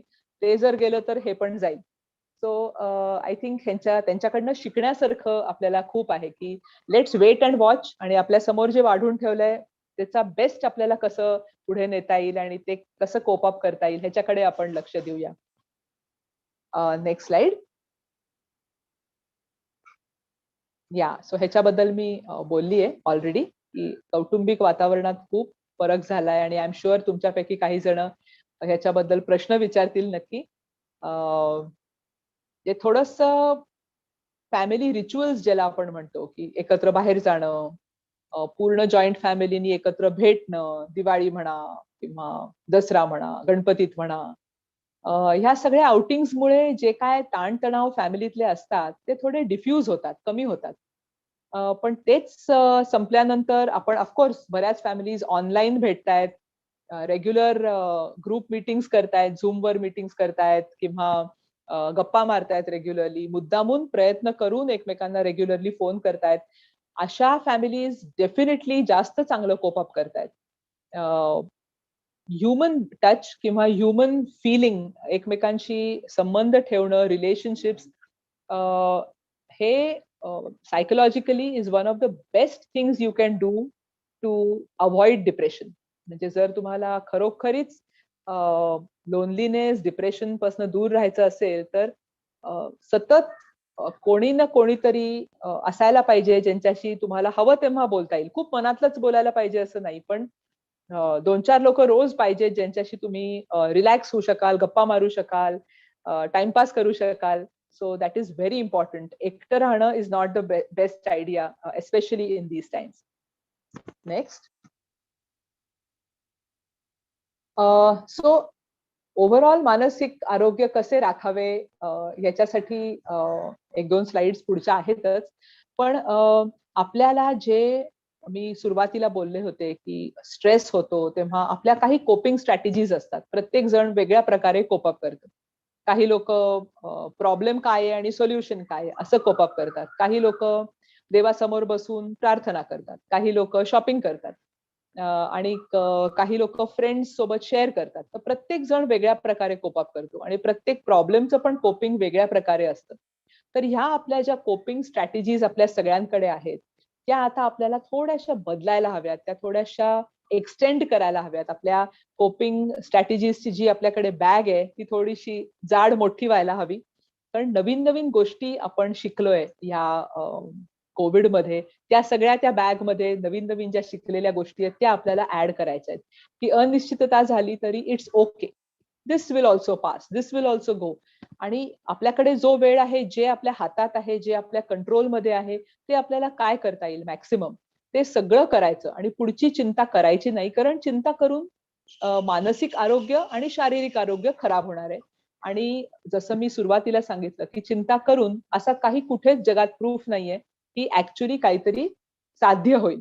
काहीच होत नाही चिंता करून. सो ज्या गोष्टीचा उपयोग नाही, जी गोष्ट युजलेस आहे, जी गोष्ट आपल्या कंट्रोलमध्ये नाही, त्याची चिंता करून उपयोग नाही. जे आपल्या समोर दिसतंय ते सतत करत राहिलो जर आपण, तर ही वेळ ही निघून जाते आणि आपण त्या काळात नवीन गोष्टी पण शिकतो. सो पुढची स्लाइड जी आहे, पुढची स्लाइड प्लीज. आपली जी रेझिलियन्स आहे, रोगप्रतिकार शक्ती आहे, जी आपल्याला आपण इम्युनिटी म्हणतो, तशी सायकोलॉजिकल इम्युनिटी आपण कशी वाढवायची. सो ऑप्टिमिझम, सतत ऑप्टिमिझम ठेवायचा. असं नाही की म्हणजे कोणीतरी खूप आजारी आहे आणि म्हणणं नाही नाही तुला काही नाही झालंय, दॅट काइंड ऑफ ऑप्टिमिझम नाही, दॅट इज टॉक्सिक ऑप्टिमिझम. तसं नाही, पण ठीक आहे, होईल, करूयात, बघू. तर थोडासा एक सायंटिफिक अप्रोच घेणं, थोडंसं जे झालेलं नाहीये ते इमॅजिन करून झालंय याच झोन मध्ये न जाणं, दॅट काइंड ऑफ ऑप्टिमिझम. दुसरा ऍक्सेप्टन्स, की ठीक आहे आपण कोणीतरी आजारी आहे किंवा आपला जॉब गेलाय हे मनापासून ऍक्सेप्ट करणं. डिनायल मध्ये जाणं, दुसऱ्यांना दोष देणं, त्याचा काहीच उपयोग होणार नाहीये. स्वतःला, दुसऱ्यांना, परिस्थितीला कशालाच दोष देण्यात पॉइंट नाहीये. Acceptance very logically, objectively. सुरुवातीला होणारच नाही, सुरुवातीला तडतड होईल, चिडचिड होईल, पण इव्हेंच्युअली हळूहळू जेव्हा आपण शांत होतो तेव्हा एक proper acceptance is the best thing. त्याच्यानंतर problem solving always helps. Problem आणि सोल्युशन दॅट ऑलवेज हेल्प्स. पण परिस्थिती बघून आपण कुठली कोपिंग स्ट्रॅटेजी वापरायची हे ठरवायचं. म्हणजे सपोज काहीतरी वाईट झालंय आपल्या आयुष्यात, कोणीतरी आपल्या जवळचं माणूस गेलंय किंवा हॉस्पिटलाइज झालंय, तर तिथे काही प्रॉब्लेम सॉल्व्हिंग आपण करूच शकत नाही. त्यावेळेला आपल्याला ऍक्सेप्टन्स करायचा आहे, आपल्या जवळच्या माणसांना धरून राहायचंय, त्यांना मदत करायची आहे, किंवा असं अजून कोणाला होऊ नये म्हणून काहीतरी आपल्याला करता येईल तर ते करायचंय. सो अकॉर्डिंग टू प्रॉब्लेम आपल्याला त्या हिशोबाने सॉल्व्हिंग करायचंय.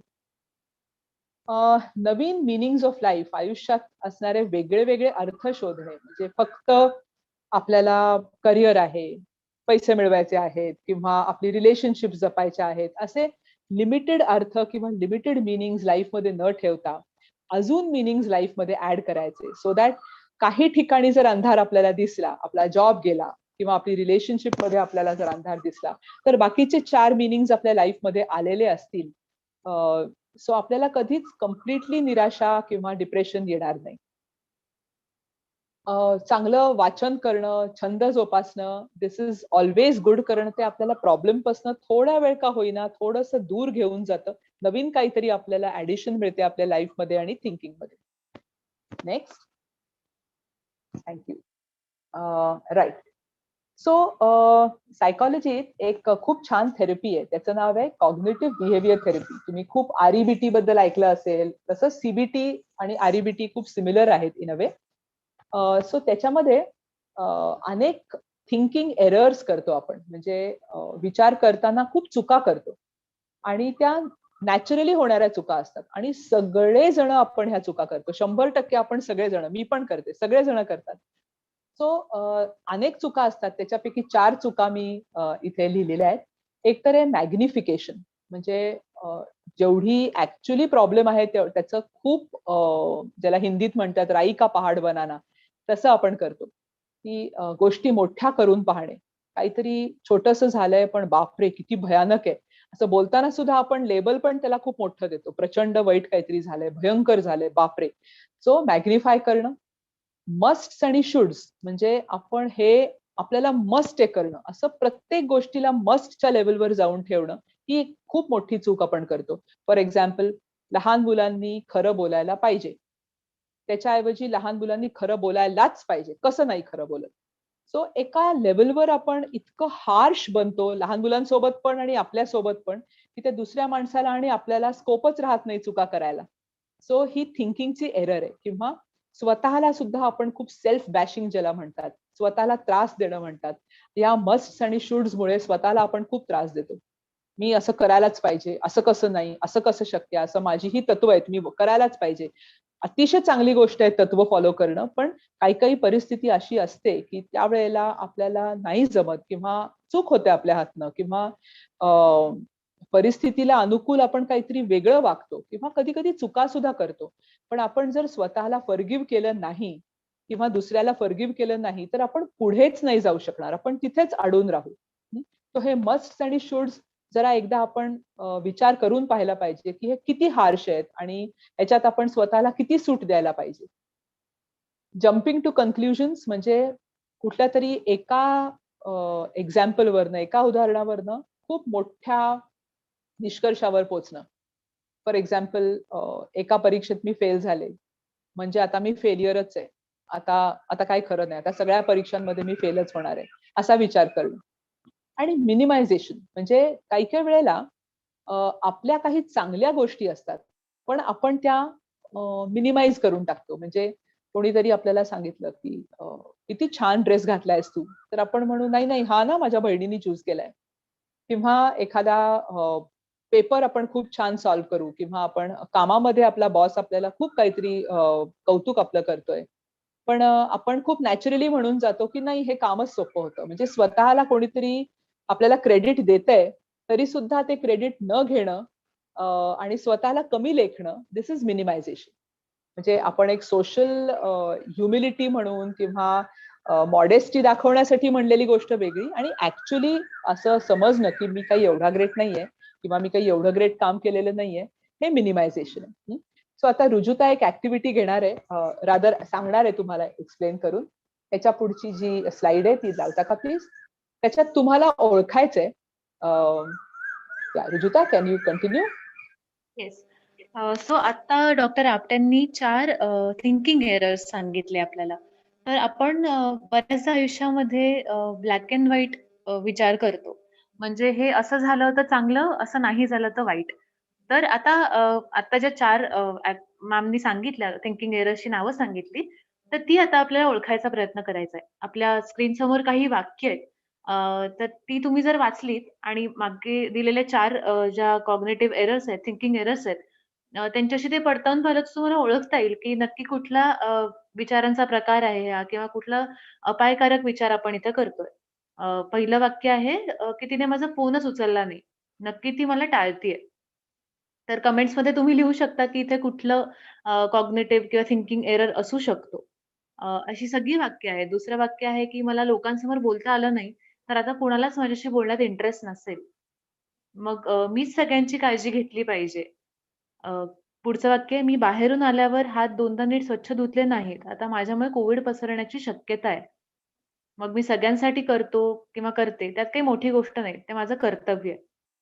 मग पुढचं आहे, तिला ही एवढी साधी गोष्ट समजलीच पाहिजे, नाही का?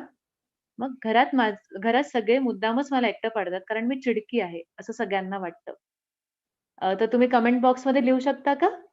की पहिलं वाक्य काय असू शकतं?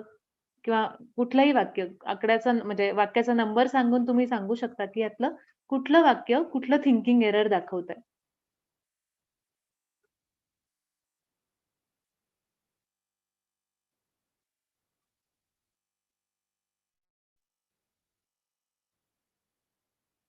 जे आयोजक आहेत ते सुद्धा याच्यात भाग घेऊ शकतात नक्कीच. मंदार सर तुम्ही सुद्धा सांगू शकता.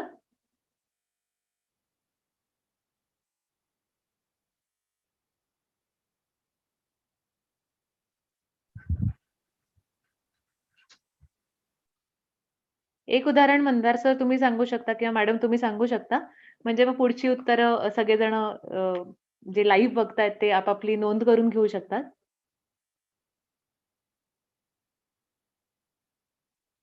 जसं हे वाक्य हं. फर्स्ट वन जे आहे तिने माझा फोन उचलला नाही, ती नक्कीच मला टाळते. हे थोडंसं जास्ती ओव्हर थिंकिंग आहे आणि त्यामुळे जो एक मॅग्निफाईंग आपण इमेज म्हणतो की थोडासा बरोबर. गरजेपेक्षा जास्ती विचार आहे. त्याच्यामुळे कदाचित होऊ शकतं किंवा निगेटिव्ह थिंकिंग असं आपण त्याला म्हणू शकतो. अगदी बरोबर. सो जसं सरांनी सांगितलं, की तिने फोन उचलला नाही त्याची असंख्य कारणं असू शकतात, की अल्टरनेटिव्ह जर आपण विचार केले, की कदाचित कामात असेल, कुठे गडबडीत असेल, फोन ऐकू नाही आला, बऱ्याचदा फोन सायलेंटवर राहतो. पण ह्या सगळ्या गोष्टींचा विचार न करता आपण थोडंसं ठळकपणे लक्ष देतो, की तिने माझा फोन नाही उचलला आणि मग ते आपण पर्सनली घेतो, की नक्की मला ती टाळतेय. त्यामुळे सर बहुतेक स्लाईड चेंज झाली आहे. हां. सो त्याच्यामुळे जेव्हा आपण एखादा विचार करताना लगेच कन्क्लुजन वरती उडी मारतो, तेव्हा आपल्या लक्षात येतं, की अरे आपण जे आहे त्याच्यापेक्षा जास्त विचार करतोय किंवा जसं पुढचं एक वाक्य आहे, की मी सगळ्यांसाठी करतो, त्यात काही मोठी गोष्ट नाहीये, ते माझं कर्तव्य आहे. तर आपण जे दुसऱ्यासाठी कष्ट घेतो आहोत, लक्षात ठेवून एखाद्यासाठी काहीतरी करतो आहोत. जसं गृहिणी असतात, की त्या सगळ्यांच्या आवडीचा विचार करून काहीतरी जेवण बनवतात किंवा एखादं डिश त्या दिवशी गोडाधोडाचं काहीतरी बनवतात, की मुलाला आवडतं, सुनेला आवडतं. आणि मग हे वाक्य म्हणतात म्हणजे स्वतःचे कष्ट ते मिनिमाइज करत असतात. तर अशा वेगवेगळ्या पद्धती जर आपण ओळखू शकलो, तर आपलं थिंकिंग आपल्याला थोडंसं करेक्ट करायला, मॉडिफाय करायला मदत होईल. ही अशी ॲक्टिव्हिटी आहे. आपले असे बरेच दिवसात किंवा रोजच्या दैनंदिन आयुष्यामध्ये असे वेगवेगळे विचार असतात आणि आपण अशा पठडीत विचार करत राहतो आणि आपल्याला कधीच त्याच्यामध्ये काही गडबड वाटत नाही. पण एका पॉइंट नंतर आपलं या अशा पद्धतीच्या थिंकिंगमुळे एक्झॉस्ट होतात लिमिट्स आणि मग आपल्याला थोडंसं चिड किंवा त्याच्यामुळे थोडंसं लो मूड असं होऊ शकतं. त्याच्यामुळे आपण हे वेळेत आयडेंटिफाय केलं तर आपल्याला ह्याचा खूप उपयोग होऊ शकतो.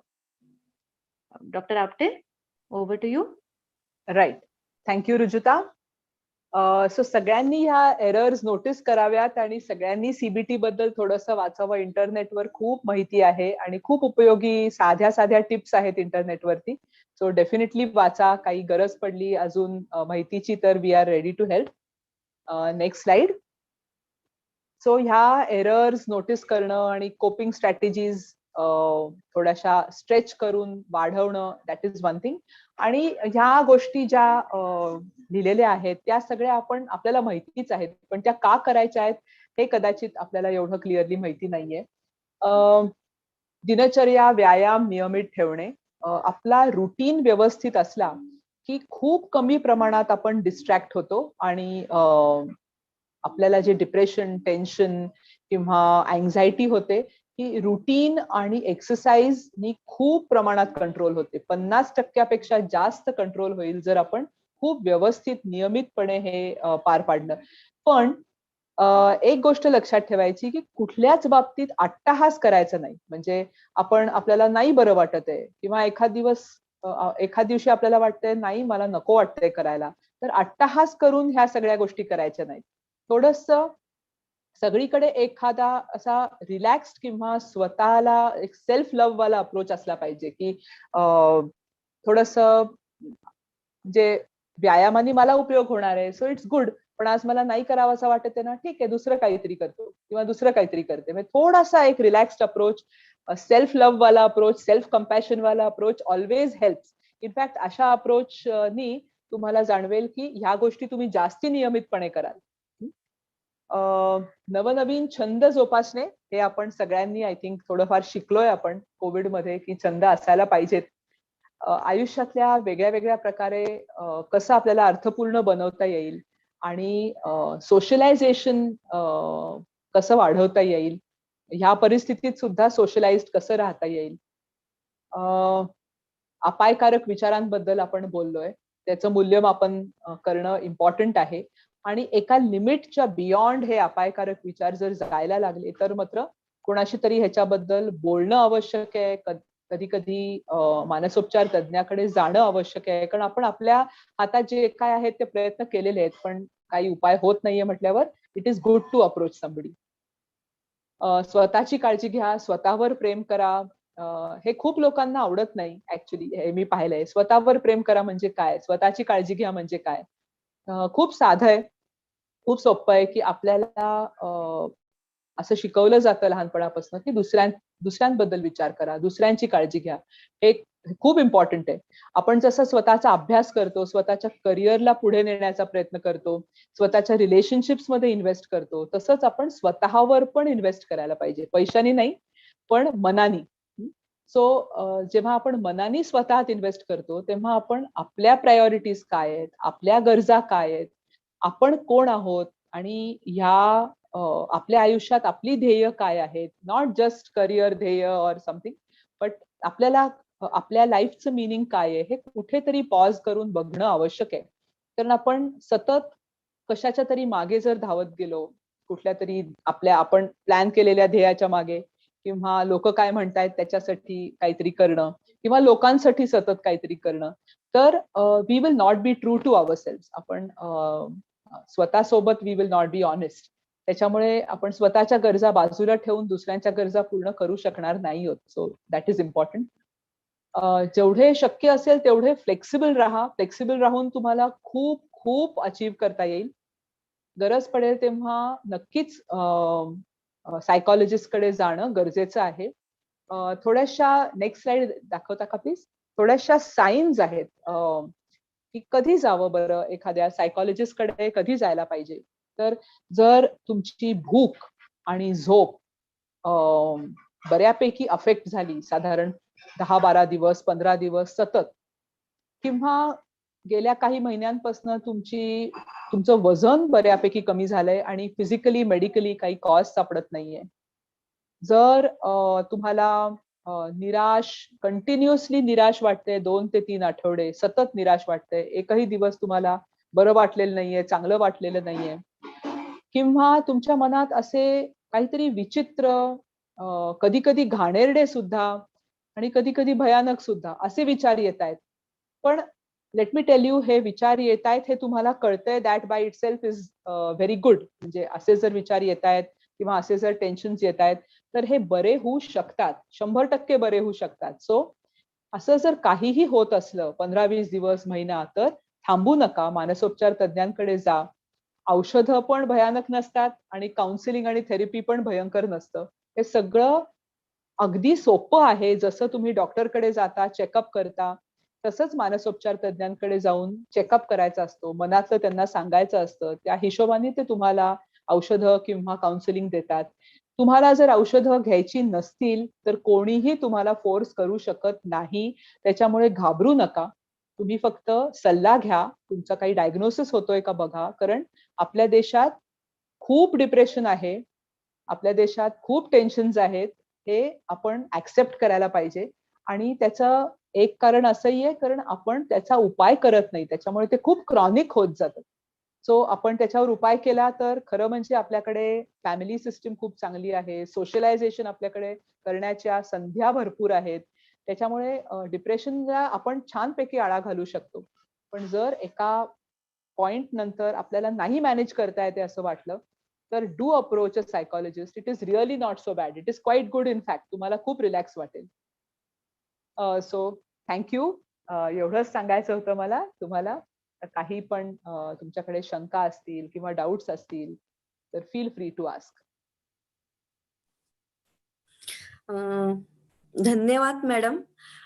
खूप इतक्या सुंदर प्रकारे तुम्ही समजावून सांगितलेले आहात. तरी आपल्या फ्रेंड्सना एक 2-3 क्वेशन्स आहेत, तर ते मी तुम्हाला विचारते. त्या हो, प्रश्नांची उत्तरं मिळाल्यानंतर त्यांना व्यवस्थित वाटू शकेल. हो. पहिला प्रश्न असा आहे, की कोविड पश्चात योग थेरपी कितपत उपयोगी आहे? योगा थेरपी चांगली आहे, खूप चांगली आहे. इनफॅक्ट योगा आणि मेंटल हेल्थवर खूप रिसर्च झालेला आहे आणि योगा हे माइंड अँड बॉडी दोघांसाठी खूप उपयोगी आहे.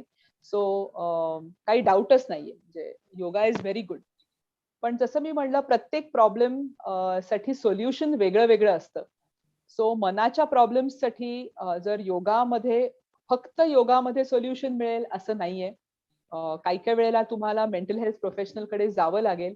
सो खूप जास्ती क्लिअर कट जर मेंटल हेल्थ इश्यूज असतील, तर योगा ही एक ॲडजंक्ट थेरपी किंवा अल्टरनेट अलोंग विथ काउन्सिलिंग असं वापरता येईल. पण पूर्णपणे योगानी डिप्रेशन जाईल असं मला वाटत नाही. पण yoga as a method for good mental health is fantastic. No doubt about it. म्हणजे जीवनशैली म्हणून अनुभवायची आपण ती, पण रेमेडी म्हणून आपण नाही ती उपयोगी आणू शकत सध्याच्या म्हणजे ह्या हो, काळात, असं हो, आपण म्हणू हो. शकतो. बरोबर, बरोबर. हां. करेक्ट. दुसरा प्रश्न असा आहे, की कोविड पश्चात भविष्यात कशी काळजी घ्यायला पाहिजे किंवा कशा प्रकारची काळजी घ्यायला पाहिजे? जसं मी वेबिनारमध्ये सांगत होते, की आपल्याला काही नवीन स्ट्रॅटेजीज डेव्हलप करायला लागतील. आपल्याला काही नवीन कोपिंगच्या पद्धती डेव्हलप करायला लागतील. ज्या गोष्टींनी आपल्याला आत्तापर्यंत ज्याचा उपयोग झालेला आहे, आता कदाचित त्या गोष्टींचा उपयोग होत नाहीये. आपल्याला थोडं क्रिएटिव्ह व्हायला लागेल. जसा तुम्ही पेपरमध्ये वाचलं असेल, काही लोकांचे जॉब्स गेलेत, त्यांनी मास्क बनवणं सुरू केलंय किंवा ऑक्सिजन सिलिंडर्सचा बिझनेस सुरू केलाय. म्हणजे जे त्यावेळेला चलतीत आहे ते त्यांनी सुरू केलेलं आहे. That's very creative. ते हातावर हात ठेवून निराश झाले नाहीत. त्यांनी वेगळा काहीतरी प्रयत्न केला. सो असं थोडंसं क्रिएटिव्ह, थोडंसं फ्लेक्सिबल जर आपला अप्रोच असेल, तर आपल्याला कोविडमुळे निराशा येणार नाही. कुठल्याही क्रायसिसमुळे निराशा येणार नाही. इनफॅक्ट कोविड हा एक आपल्याला चान्स मिळाला आहे नवीन गोष्टी शिकायला. तिसरा प्रश्न असा आहे, की कोविड पश्चात स्त्रियांमध्ये जे हार्मोनल चेंजेस होतात, तर ते कशा प्रकारचे होतात आणि त्याच्यासाठी वेगवेगळ्या काउन्सिलिंगची किंवा वेगवेगळ्या औषधोपचारांची गरज आहे का? अ, मी गायनेकॉलॉजिस्ट नाहीये, सो ह्याच्यावर मी खूप जास्ती नाही बोलू शकणार. पण सगळ्यांवरच वेगळे-वेगळे परिणाम होतायत. तसे स्त्रियांच्या मेन्स्ट्रुअल सायकलवर डेफिनेटली खूप परिणाम होतोय. अ, बरेचसे लोकं घरात राहिल्यामुळे, ॲक्टिव्हिटी नसल्यामुळे, स्ट्रेस वाढल्यामुळे हार्मोनल चेंजेस होतायत. आणि या हार्मोनल चेंजेसमुळे टेन्शन, डिप्रेशन वाढण्याची शक्यता असते. सो असं काही झालं तर definitely they should approach doctor, no doubt. मुलांना शालेय शिक्षण घेत असताना मानसिकता सुदृढ करण्यासाठी काय करायला हवं आणि त्याच्यात पालकांची भूमिका काय असायला हवी? बापरे! खूप मोठा प्रश्न आहे. ह्याच्यावर एक वेगळा वेबिनार होऊ शकतो. पण कोविड पश्चात किंवा कोविडमध्ये चालू असताना that I can tell you. पालकांनी हे समजून घ्यायला हवं, की कोविड चालू असताना जसा स्ट्रेस आपल्या सगळ्यांना होतोय, तसा स्ट्रेस लहान मुलांना होतोय. त्याच्यामुळे त्यांच्याकडनं अशी अपेक्षा करणं, की ते अगदी परफेक्टली शाळेत असल्यासारखा त्यांनी घरी अभ्यास केला पाहिजे किंवा सगळं मॅनेज केलं पाहिजे आणि अगदी लक्ष देऊन, सतत लक्ष देऊन ऑनलाईन क्लासेस अटेंड केले पाहिजेत. ही अपेक्षा टू मच आहे आणि पालकांना मी दोष देत नाही. स्वाभाविक आहे, कारण पालकांनाही कळत नाहीये काय करायचं, कसं मॅनेज करायचं. पण थोडंसं रिलॅक्स होणं गरजेचं आहे, कारण मुलं नाही ऐकणार आहेत. म्हणजे त्यांच्यासाठी ही खूप अबनॉर्मल सिच्युएशन आहे. त्याच्यामुळे ते नाही ऐकणार आहेत आणि थोडासा दंगा, थोडासा त्रास हे सगळं ते करणार आहेत. सो हे थोडं आपण ॲक्सेप्ट करून चाललो तर आपण थोडे रिलॅक्स होऊ ॲज पेरेंट्स आणि मग मुलांना पण आपण बोलताना, त्यांच्या कलाकलांनी घेताना आपल्याला त्रास होणार नाही, आपली चिडचिड होणार नाही. सो आय थिंक एवढं लक्षात ठेवलं तरी बाकीचं स्मूथ होईल. माझ्या मते सगळं जवळ-जवळ कव्हर झालेलं आहे तुमच्या लेक्चरमधून. आणि आता मला असं वाटतंय की तुमच्या ह्या लेक्चरमुळे कितीतरी गोष्टींना आपण नव्याने एक अर्थ देऊन, तुम्ही म्हटल्याप्रमाणे जीवनात जो एक नवीन अर्थ घेऊन जीवनाचे अर्थ बदलायचेत आपल्याला. जे आपण जुन्या काळांवर चिकटून राहिलो होतो किंवा जुन्या तत्वांवर ठेवलं होतं आपण स्वतःला, ते थोडंसं बदलून वेगळ्या वाटेने आपण जीवन आपलं काय म्हणतो आपण छान वाटेने चालायला पाहिजे, असं तुमच्या ह्याच्यातून कळलंय. आणि सगळ्यात महत्वाचं माहितीये का, की तुम्ही जे बोललात, की आपल्या जीवनाचे जे 3 भाग आहेत, म्हणजे गुलाब आपल्याला हवेत, काटे नको आहेत. पण ते काट्यांना बाजूला करण्यासाठी गुलाबाचा वास घ्यायला आपल्याला त्याच्या जवळ जायला लागणार आहे. हे महत्वाचं आहे आणि त्याच्यानंतरच तो गुलाबाचा वास घेऊन आपण आपलं जीवन सुकर करणार आहोत. आणि गुलाबांच्या कळ्यांमधनं आपण आपल्या नवीन आयुष्याची सुरुवात करणार आहोत. हे जे तुम्ही सांगितलेलं तत्व जर आपण सगळ्यांनी खूप छान आत्मसात केलं, तर मला असं वाटतं की हे आपण जे कोविडच्या काळात जे सगळ्यांना टेन्शन आलेलं आहे किंवा मानसिकता थोडी अशी म्हणतो आपण त्रस्त झालेली आहे, तर ती थोडीशी सुकर व्हायला नक्कीच मदत होईल. म्हणून जीवनाचे अर्थ नवीन घ्या हे तुमचं जे वाक्य आहे, तर ते सगळ्यांना आपल्याला खूप उपयोगाचं आहे. आणि तुम्ही ह्या लेक्चरमधनं आम्हाला अनेक नवीन-नवीन मार्ग सांगितलेले आहेत. त्याच्याबद्दल तुमचे मनापासून धन्यवाद. आणि असं मला असं वाटतं, की ह्या विषयामुळे आपल्या समाजात जी लोकं आहेत किंवा आता शाळेतली पण जी मुलं आहेत, तर त्यांना सुद्धा अनेक प्रश्नांची उत्तर मिळालेली आहे. त्यामुळे तुमच्या व्याख्यानाचा नक्कीच आम्हाला खूप फायदा होणार आहे. मनापासून धन्यवाद. आता वेळ नक्की. कमी Thank आपल्याला you so पडते. much. हां, आणि बोलायला खूप लागतं आपल्याला. कारण आपण असं गप्पा मारत राहिलो, तर मला असं वाटतं, की आपण 2 तास सुद्धा खूप छान प्रकारे हो. वेगवेगळ्या विषयांवर बोलू शकतो. पण वेळेची मर्यादा आहे. त्याच्यामुळे आपलं आता व्याख्यान थोडंसं आटोपतं घ्यायला लागणार आहे. कारण तुमच्याकडनं आम्हाला मिळालेलंच आहे मार्गदर्शन जे काही आहे ते. आणि पुढच्या काळात भविष्यात आपण परत कधीतरी एकत्र येऊ, ही सदिच्छा ठेवूया आणि आत्ताचं व्याख्यान संपवूया. आणि हे आभार मानताना मला फक्त एक असं सांगायचंय, की आपल्या मिसाप सिस्टीमच्या ज्या दीपाली ताई आहेत, तर त्यांचा आपल्याला वेळोवेळी खूप उपयोग होत असतो. म्हणजे इनफॅक्ट सगळा सपोर्ट त्यांचा आहे, मगाशी सांगितल्याप्रमाणे. त्यामुळे त्यांचे सुद्धा मनापासून आभार. आणि हे व्याख्यान संपले असं मी जाहीर करते. धन्यवाद.